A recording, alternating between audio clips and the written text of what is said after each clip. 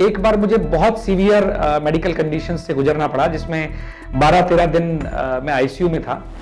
तब से मुझे लगा कि बेटा ये जो पहले सोचा था वो खाली सोच के रह गया, तूने किया नहीं, लेकिन ट्रैक तो गलत है।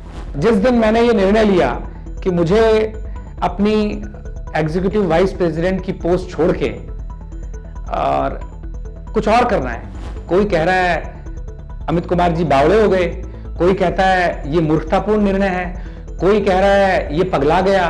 वो व्यक्ति जिसको रोजाना सुबह उठ के अपनी टाई कस के, अपने जूते कस के, कोट पहन के दफ्तर पहुंचना होता था, ना जाने कितने ईमेल्स के जवाब देने होते थे, ना जाने कितने फोन्स के जवाब देने होते थे। जब आप कश्मीर से कन्याकुमारी और जैसलमेर से अरुणाचल तक की यात्रा का मानस बना चुके हो, पूरे देश की पेरिफेरी को छूते हुए निकलने का मानस बना रखे हो, तो आपको पता चलता है कि नमस्कार दोस्तों, मेरा नाम अमित मल्होत्रा। राजस्थान के एक छोटे से नगर बीकानेर में मेरा जन्म हुआ और मेरी प्रारंभिक शिक्षा और सब शुरुआती जीवन जो है वहीं गुजरा। उसके बाद अमित को पूरा करने की जर्नी वहीं से शुरू होते हुए आगे बढ़ती गई। और अगर मैं चूंकि जैसे जिस रूप में आज की डेट में सब लोगों को पहचाना जाता है, जिस रूप में आजकल हमारी पहचान है आज के युग में, तो अगर मैं मेरी कमर्शियल लाइफ की बात करूं, अगर मैं मेरी प्रोफेशनल लाइफ की बात करूं, तो शुरुआत हुई एक मैकेनिकल इंजीनियर होने के नाते शुरुआत हुई एक छोटी सी ऑर्गेनाइजेशन में सेल्स और मार्केटिंग के काम से, जिसमें हम कुछ इंजीनियरिंग प्रोडक्ट्स की सेल्स किया करते थे। वो सिलसिला वहां से शुरू हुआ और आगे बढ़ता हुआ मुझे वापस राजस्थान की ओर ले आया। और राजस्थान में आके जो मेरा एक पुराना शौक था, जिसमें इंजीनियरिंग से जुड़ाई, ऑटोमोबाइल इंजीनियरिंग, तो ऑटोमोबाइल का शौक मेरा बचपन से था, जिसमें मेरे बाल सखा, मेरे मित्र, मेरे अभिन्न मित्र, मेरे भाई अनुराग शर्मा, मैं उनका जिक्र जरूर करना चाहूंगा, उनका बड़ा योगदान रहा था। तो मेरा ऑटोमोबाइल्स का शौक मुझे ऑटोमोबाइल सेल्स के फील्ड में ले आया और वहां खूब काम किया। फ्रंटलाइन सेल्स एग्जीक्यूटिव के तौर पे मैंने वो काम शुरू किया था। और जब वहां से आगे बढ़ते बढ़ते जिस दिन मैंने उस प्लेटफॉर्म से नए प्लेटफॉर्म पे शिफ्ट किया, तो मैं वहां जनरल मैनेजर सेल्स और फिर general manager for that particular entire setup मैं वहां तक पहुंचा। अच्छी टीम मेरे पास थी, मैं उस टीम को हैंडल किया करता था। वहां से बात गई जो मुझे सीधा अपने शहर बीकानेर से आगे बढ़ाती हुई ले गई और मैं बैंकिंग प्लेटफॉर्म पे पहुंचा। एक बहुत ही खूबसूरत, बहुत ही उम्दा AU bank, AU small finance bank, वहां मैंने अपने करियर की शुरुआत की इन टर्म्स ऑफ फाइनेंसिंग। शुरुआत वहां से हुई और बीकानेर से होते हुए जोधपुर, जोधपुर से होते हुए जयपुर, जयपुर से आगे जब क्षेत्र बढ़ा तो हिंदुस्तान के अलग अलग हिस्से, उसके बाद पिछला कुछ समय मुंबई, उसके बाद वापस जयपुर। ईश्वर की कृपा से प्रोफेशनल वर्ल्ड में, कमर्शियल वर्ल्ड में एक के बाद एक सफलता की सीढ़ियां मिलती चली गई, सफलता मिलती चली गई। कुछ ईश्वर का विधान था कि एक के बाद एक जिस चीज में कदम रखा वहां असफलता आमतौर पर नहीं मिली। इसमें मेरे सीनियर्स का, मेरे साथियों का, मेरी टीम का बहुत जबरदस्त सहयोग रहा। एक बार मुझे बहुत सीवियर मेडिकल कंडीशन से गुजरना पड़ा, जिसमें 12-13 दिन मैं आईसीयू में था। तो मैं था, आईसीयू के वो इक्विपमेंट्स की आवाजें थी, बीच बीच में परिवार के लोग थे। उस दौरान परिवार ने, यार दोस्तों ने जिस तरह का सहयोग किया, जिस तरह का उनका मेरे प्रति भाव था, वो मैं सच कह रहा हूं अद्भुत था। लेकिन उसी दौरान मैंने ये चीज भी सीख ली कि बीमार पड़ना एक सामाजिक अपराध है। तो उस 9-10 साल पहले की घटना के बाद आज से करीब 4-5 वर्ष पूर्व फिर से एक बार हॉस्पिटलाइजेशन की स्थिति आई। तब से मुझे लगा कि बेटा ये जो पहले सोचा था वो खाली सोच के रह गया, तूने किया नहीं, लेकिन ट्रैक तो गलत है। तब तक वो शारीरिक स्वास्थ्य, मानसिक स्वास्थ्य पर भी असर डालने लगा था। क्योंकि मेरा क्या मानना है कि जिस तरह का लाइफस्टाइल आजकल का कॉर्पोरेट वर्ल्ड जी रहा है, हम में से ज्यादातर लोग जी रहे हैं, वो किस किस तरह की शारीरिक और मानसिक बीमारियों की तरफ हमको ले जा रहा है, मेरे ख्याल से मैं इस टॉक के दौरान उसका वर्णन नहीं कर पाऊंगा। इतने जबरदस्त कष्टदायक समय में हम जी रहे हैं in terms of health, in terms of personal health, physical health, mental health, even your emotional health. मेरे हिसाब से वो एक ऐसी तकलीफ थी, वो एक ऐसी चीज थी जिसने मुझे प्रेरित किया कि नहीं, इस कॉर्पोरेट वर्ल्ड में मैं जिस यात्रा तक, अपनी यात्रा के दौरान जिस पड़ाव तक पहुंचा हूं, मुझे एक बार ट्रैक चेंज करना होगा। जिस दिन मैंने ये निर्णय लिया कि मुझे एग्जीक्यूटिव वाइस प्रेसिडेंट की पोस्ट छोड़ के कुछ और करना है, ये इस तरह के डिसीजंस रातों रात नहीं हो जाते। जिस तरह के पद को पाने के लिए, जिस तरह के नाम को पाने के लिए, जिस तरह के सैलरी स्ट्रक्चर को पाने के लिए, जिस तरह की तथाकथित सफलता को प्राप्त करने के लिए लोग जीवन भर प्रयास करते हैं, लोग ना जाने क्या क्या करते हैं, लोग गलत हथकंडे तक अपनाते हैं, उसको आप अचानक से एक झटके में तोड़ के और कुछ और करना चाहते हो, तो ये कुछ और क्या है? तो सच कहूं तो स्वास्थ्य से रिलेटेड अपनी जर्नी को छोड़कर उस क्षण तक कोई बिंदु दिमाग में नहीं था कि इसके अतिरिक्त क्या है। मेरी तरफ से एक मन बना लिया गया, लेकिन उस सब के बावजूद आपका परिवार, आपके साथी, आपके मित्र, ये समाज, ये सब रोजाना एक नया प्रश्न लेके खड़े होते हैं, भैया ये क्या? कोई कह रहा है अमित कुमार जी बावड़े हो गए, कोई कहता है ये मूर्खतापूर्ण निर्णय है, कोई कह रहा है ये पगला गया, कोई कह रहा है ये साधु बनने जा रहा है, अजीब अजीब बातें कर रहा है। देखिए, सब चूंकि मेरे शुभचिंतक थे, इसलिए उनका ये कहना लाजमी था, उनका ये कहना। लेकिन चूंकि निर्णय हो चुका था और निर्णय मेरे मन का था, तो पीछे हटने का सवाल ही पैदा नहीं होता था। आखिरकार जब ये निर्णय हो गया था, तो उन सबको भी आज नहीं तो कल, कल नहीं तो परसों कन्विंस किया गया, समझाया गया, और ये घुमक्कड़ी की यात्रा, ये यायावरी शुरू हुई, आगे का सफर शुरू हुआ।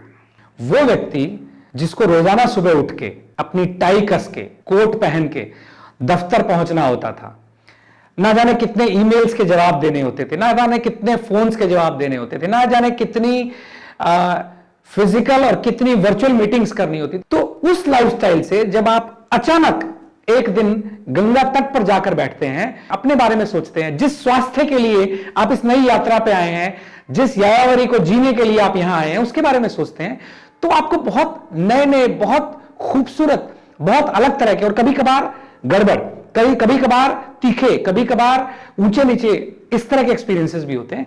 लेकिन सबसे मधुर पार्ट इसका यह था कि आपको एक पूरी तरह से नई जिंदगी का एहसास होता है।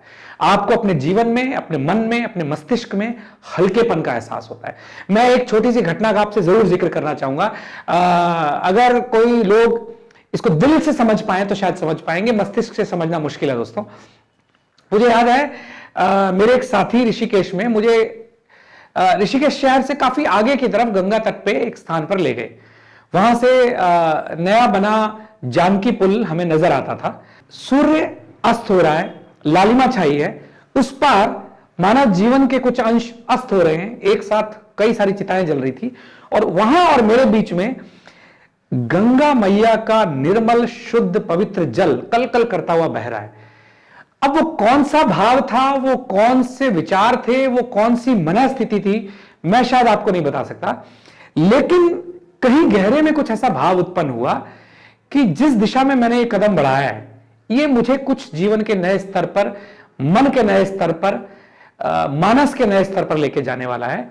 वो जो कुछ क्षण थे मुझे किसी दूसरी दुनिया में ले गए थे। वो जो कुछ क्षण थे वहां मैं, ऐसा लग रहा था इन लहरों के साथ बहकर कहीं और चला जा रहा हूं, और जहां मैं चला जा रहा हूं वो मंजिल तो मुझे नहीं पता, लेकिन ईश्वरीय शक्ति मुझे किसी बहुत सृजनात्मक और बहुत पॉजिटिव साइड में लेके जा रही है। कुछ लोगों को मेरी ये बात अतिशयोक्ति लग सकती है। मेरे बहुत से साथियों ने कहा कि अमित जी, आपने 25-26 साल बहुत कमाई कर ली, आपने अपनी तिजोरी भर ली, अब आपके लिए बातें करना आसान है। तो दोस्तों, उसमें मैंने ये बात उन सबसे कही कि आप में से बहुत सारे साथी हैं, दुनिया में बहुत सारे साथी हैं जो मुझसे 1000 गुना ज्यादा संपत्ति अपने यहां इकट्ठी करके बैठे हैं। क्या वो ये निर्णय ले पाए? क्या उनके मन में एक बार भी ऐसा विचार आया? और अगर आया तो क्या वो ये निर्णय लेकर इसको फलीभूत कर पाए? तो ये जो परिवर्तन था, ये जो चीज थी, इसने बिल्कुल नए आयाम जीवन के खोले, और ये यात्रा है जो अनवरत जारी है, ये घुमक्कड़ी है जो अनवरत जारी है। अब इस घुमक्कड़ी के भी बहुत से आयाम हैं। इस घुमक्कड़ी में बहुत तरह के विचार मन में आए, लेकिन मेरा मानस ये था कि पहले अपने देश के कोने कोने को ना सिर्फ फिजिकली देखना है, बल्कि वहां के लोगों से जाना है, वहां उन लोगों से मिलना है। आप मानेंगे, मेरे आजकल की दिनचर्या में हम जहां कहीं पहुंचते हैं, वहां गांव की चौपाल पे बरगद के पीपल के नीचे बैठे बुजुर्ग लोगों से बात करेंगे तो आपको जान के हैरानी होगी कि हमारी बड़ी बड़ी यूनिवर्सिटीज के डिग्री होल्डर्स उस व्यक्ति के सामने जब बैठेंगे जिसने अपने जीवन में कभी स्कूल का दर्शन नहीं किया है, तो आप जान के हैरान हो जाएंगे कि जीवन को जानने समझने की जो समझ, जीवन के अलग अलग पहलुओं को समझने की और अपने जीवन में उनको लागू करने की जो समझ उस बुजुर्ग व्यक्ति में है, जो उसने अपने जीवन से सीखी है, प्रकृति से सीखी है, बुजुर्गों से सीखी है, उस गांव से सीखी है, उस धरती से सीखी है, वो शायद अच्छे अच्छे बड़ी बड़ी यूनिवर्सिटी से पास आउट लोगों में नहीं मिलेगी।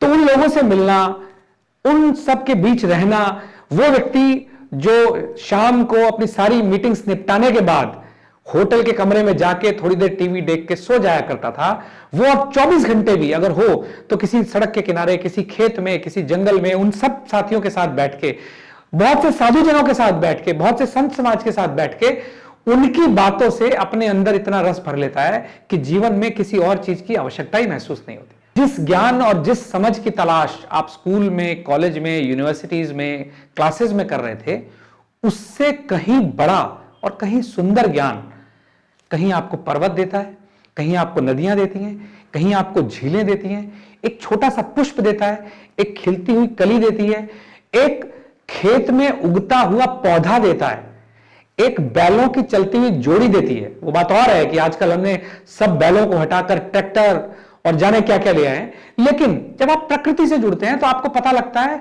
कि ऐसी अकूत संपत्ति ये प्रकृति अपने आप में समेटे है, जो हर पल हर क्षण वो लुटाने को तैयार बैठी है। आपका पात्र सीधा हो। आप सबने सुना है, कोस कोस पर बदले पानी और 4 कोस पर बदले वाणी।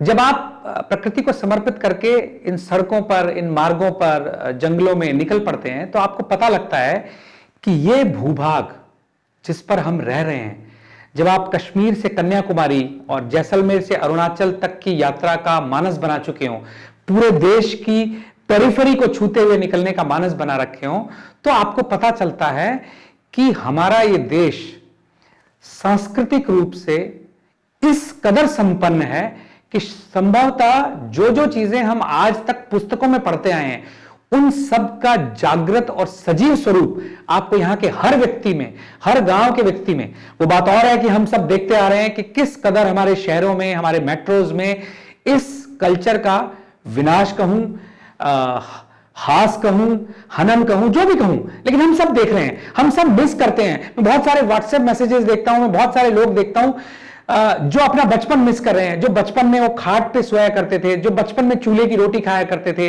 जो बचपन में वो गायों के साथ घूमा करते थे, जो बचपन में वो गाय को चारा खिलाया करते थे, जो बचपन में गांव की गलियों में टायर लेके घूमा करते थे, जो बचपन में गेंद से खेला करते थे, और ना जाने क्या क्या। बहुत सारी ऐसी चीजें जो हम में से कितने लोग मिस बहुत करते हैं, सोचते हैं रोजाना कि हम क्या क्या पीछे छोड़ आए। वो सब आज भी भारत के गांवों में छोटे स्थानों पर आपको देखने को मिलेगा। अगर मैं अपनी यात्रा की बात करूं तो जीवन में एक खास किस्म का सुकून जो मुझे हासिल होना शुरू हुआ, वो सिर्फ और सिर्फ इस प्रकृति से, इस यात्रा से हुआ। जीवन में एक हल्कापन, एक सोच में गहराई जो मिलनी शुरू हुई, वो इस यात्रा से शुरू हुई। बहुत सी ऐसी चीजें जिन्हें आप और मैं इस भौतिक जगत में चाहते हुए भी महसूस नहीं कर पाते हैं। जब आप मेट्रोज में रह रहे हैं, जब आप हैदराबाद, पुणे, मुंबई, गुड़गांव, दिल्ली में रह रहे हैं, तो जीवन के जिन पहलुओं को आप पूरी तरह से मिस करते हैं, जिनका हल्का सा भी जानकारी, जिनका हल्का सा भी ज्ञान आपको नहीं होता, आपको पता लगता है कि यात्रा पर निकलते ही एक पूरी की पूरी नई दुनिया आपके लिए खुल गई है। आप अपने मस्तिष्क को बहुत विस्तृत महसूस करते हैं, आप अपनी सोच को बहुत विस्तृत महसूस करते हैं, आप अपने दिमाग को बहुत खुला खुला महसूस करते हैं, आप अपने मन को हल्का महसूस करते हैं। और सबसे बड़ी बात, जो सारे फायदे मैंने लिए, आपको वही गिना रहा हूं, उसमें सबसे बड़ी बात यह भी हुई कि जिस स्वास्थ्य की तलाश थी, सबसे बड़ी वो तलाश इस यात्रा के दौरान जितनी चीजें सीखी, उससे वो पूरी हुई। ये अभी सफर की शुरुआत है, एक नए सफर की शुरुआत है। सिर्फ रास्ता है, मंजिल शायद मुझे भी नहीं पता। मैं वापस लौट के कभी अपने व्यावसायिक जीवन में जाऊंगा नहीं जाऊंगा, मैं कतई नहीं जानता, लेकिन यात्रा जारी है, अनवरत जारी है। अगर मैं अपने कदमों के तले या जिस वाहन पे मैं चला उसके तले जिन लाखों किलोमीटर्स को पीछे छोड़ आया हूं, अगर उससे आगे के सफर की बात करूं तो न जाने कितने लाख किलोमीटर का सफर अभी बाकी है। मेरे लिए शब्दों में बयान करना बहुत मुश्किल है। हाँ, लेकिन छोटे छोटे अगर कुछ मानस बनाए हैं तो कश्मीर से कन्याकुमारी तक की पूरी यात्रा करना, जैसलमेर से अरुणाचल तक के पूरे सिरे को नापना और भारत देश की पूरी पेरिफेरी को, पूरी परिधि के किनारे किनारे किनारे किनारे चक्कर लगाना, भारत की नदियों को, भारत के जनमानस को, सबको जानना समझना, भारत के हर पर्वत के निकट जाना, उसको महसूस करना, जो जो मेरे लिए उससे सीखना संभव है उसको सीखने का प्रयास करना, भारत के खेतों में घूमना, हर शाम की लालिमा को महसूस करना, हर सुबह के सूर्योदय को एहसास करना और प्रकृति से जुड़े, इस धरती से जुड़े हर पहलू को एहसास करना, ये सब यात्रा का हिस्सा होने जा रहा है। ईश्वर से प्रार्थना है कि ये यात्रा चलती रहे, अनवरत रहे और वो मार्गदर्शन हमारा करते रहे। आप में से जितने साथी अब तक जुड़े हैं उन सबका स्वागत है, उन सबके साथ बहुत आनंद रहा। जितने साथी जुड़ना चाहते हैं सबका स्वागत है। आए, हमारे साथ जुड़े, हमारे साथ चलें, मिलकर कदम नापेंगे, मिलकर धरती नापेंगे, मिलकर ईश्वर से प्रार्थना करेंगे कि हमारी इस यात्रा को, अनवरत यात्रा को, अनंत यात्रा को सफल बनाए। कुछ संदेश जो मैं आपको देना चाहूंगा कि देखिए, जीवन में सबसे पहली आवश्यकता आपके लिए है अपने लक्ष्य का निर्धारण। हम में से अधिकांश लोग इसमें चूक करते हैं, मैं भी उनमें से एक हूं। लक्ष्य को निर्धारित कीजिए, तय कीजिए और उसके पीछे जाइए, यह बहुत जरूरी है।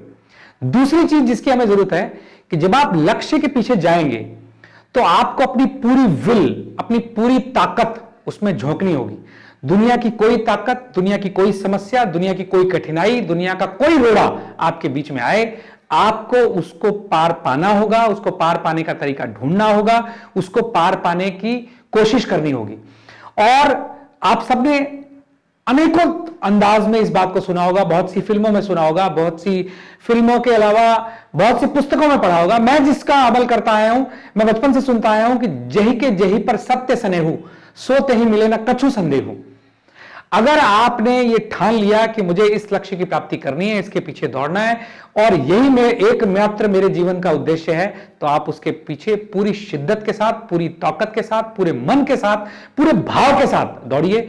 दुनिया की कोई ताकत आपको आपके लक्ष्य तक पहुंचने से नहीं रोक सकती। एक और चीज तीसरी मैं आपसे कहना चाहूंगा कि अक्सर मैं जब युवा वर्ग के लोगों से बात करता हूं, ज्यादातर यूथ के साथ एक बड़ी दिक्कत आती है कि साहब ऐसा करेंगे तो ये ऐसा कहेगा, ऐसा कहेंगे तो ये ऐसा कहेगा, ऐसा कहेंगे तो ये ऐसा कहेगा। देखिए, ये परिस्थिति आपको जीवन के हर मोड़ पे मिलेगी। आपको निर्धारित करना है, आपको तय करना है, आपको अपनी समझ को इतना विकसित करना है कि आप ये निर्णय ले पाए कि क्या मुझे अपने माता पिता की सुननी है, उसके साथ अपने गुरुजनों की बात सुननी है, अपने मन की बात सुननी है और उसके आधार पर निर्णय लेना है। अब कभी आप निर्णय गलत ले भी लेते हैं तो हमारे पास हमेशा उसको रिपेयर करने का स्थान होता है।